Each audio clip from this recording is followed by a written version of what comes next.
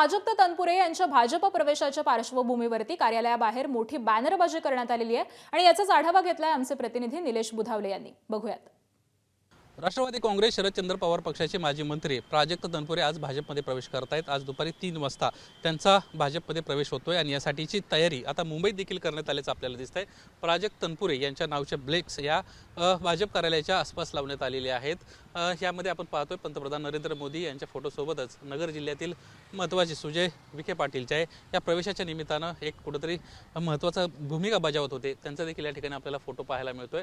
आणि प्राजक्त तनपुरे आता आपल्या असंख्य कार्यकर्त्यांसह दुपारच्या सुमारास भाजप कार्यालयामध्ये दाखल होणार आहेत। या ठिकाणी भाजपचे प्रदेशाध्यक्ष यासोबतच इतर महत्त्वाचे नेते देखील पक्ष प्रवेशासाठी उपस्थित असणार आहेत। आपण पाहिलं शुक्रवारी स्वतः प्राजक्त तनपुरे या सुप्रिया सुळे यांना भेटायला गेले होते आणि आपण नेमका का प्रवेश करतोय याची काही कारणं देखील त्यांना त्या ठिकाणी दिली आहेत, अशी देखील माहिती समोर येताना दिसते। खास करून मधल्या काळामध्ये ज्या पद्धतीने वेगवेगळ्या कारवाया त्यांच्या कारखान्यावर पाहायला मिळाल्या होत्या, शिक्षण संस्थांमध्ये काही अडचणी निर्माण होत होत्या आणि त्यामुळेच कुठेतरी हा निर्णय त्यांना घेतलाय का अशी देखील एक माध्यमांमध्ये चर्चा आहे।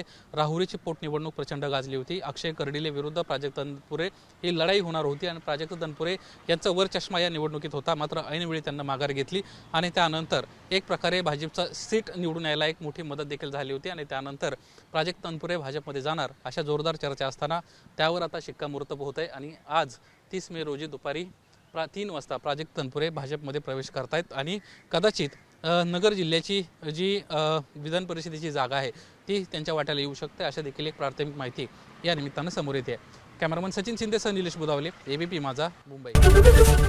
एबीपी माझा, उघडा डोळे बघा नीट।